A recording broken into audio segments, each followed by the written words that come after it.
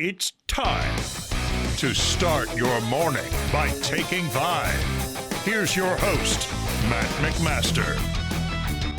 You're listening to Take 5, quick 5-minute take on the biggest things happening in Nebraska sports. I'm your host, Matt McMaster, and today we are once again talking about the Creighton Blue Jays, who continued their march through the Big East Conference tournament. The Jays yesterday narrowly escaped Madison Square Garden with a victory over the DePaul Blue Demons that took 2 overtimes and an incredible 11-point in 2 minutes comeback against DePaul.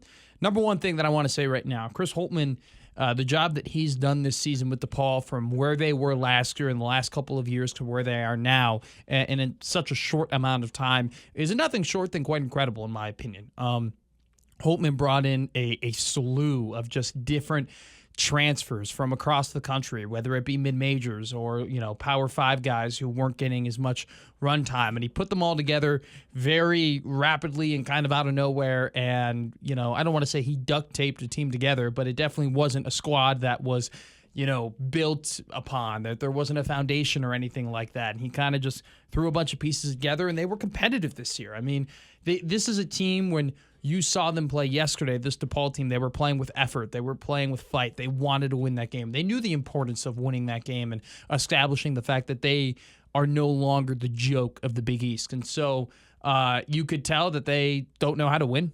And Creighton does know how to win, which is why Creighton won that game yesterday. They definitely got white-knuckled on the steering wheel at the end of that game. And Creighton by no means played a good game. They were sloppy on the offensive end, a lot of turnovers, missed shots from key players, and Jackson McAndrew and Stephen Ashworth. And credit to both those guys, when the moment, was the biggest, they came through for sure. But, you got to have better games from those guys if you're going to make any sort of run in any of these postseason tournaments. And so they were fortunate that they were playing a team that hasn't experienced a lot of winning, and they're fortunate that they're at a team that has won a lot, and so that's why they were able to come away with that victory. And, I don't think there's anything else that you can say other than Ryan Kalkbrenner should have been Big East Player of the Year, and he was an absolute superstar yesterday. And when Fedor Zugic is playing his best basketball, the ceiling is incredibly high for this team. 5 of 6 from the field, made 2 massive threes down the stretch to, send the game into overtime. Fedor was absolutely incredible, and I think that was a big win for Creighton, having him play well, because he is the X factor of this team.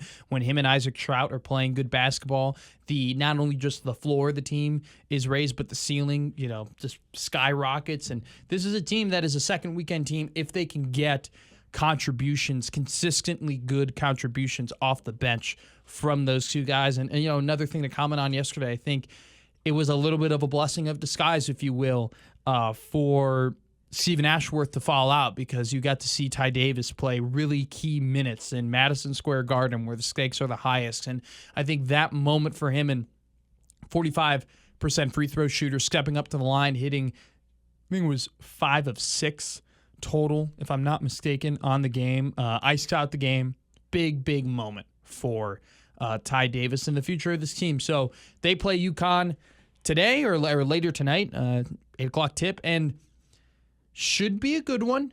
It's going to be interesting. The variations of this game on both sides of the ball are very interesting. We're talking about a UConn team that is playing much better basketball ever since they beat Creighton in Omaha. Alex Caravan has stepped up his game. He's looking like the preseason All-American that we thought he was going to be heading into the year. They're playing better defense. I think UConn has found their identity a bit. I think that since that defeat against UConn for Creighton, they haven't been playing their best basketball. But this is a team that if they can carry some momentum, from Zugic and others into tomorrow's game, or into today's game or tonight's game, they're going to be able to win. I think Creighton could end up winning this game by double digits. Creighton could end up losing this game by double digits. This is just kind of where you're at when you get to the Big East tournament. It's going to be competitive. It's going to be good.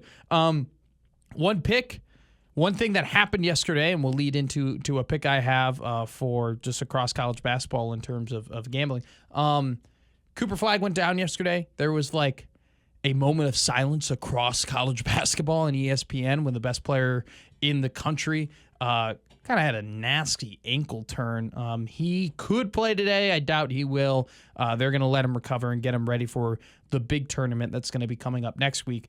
But Duke is way more than just Cooper Flagg. They got some legitimate guys on that team. Currently -7.5 favorite against a North Carolina team that only has one quad one win. So if you're looking for a little bit of a pick today, I would go with Duke -7. All right, I've been Matt McMaster, and that's been Take 5.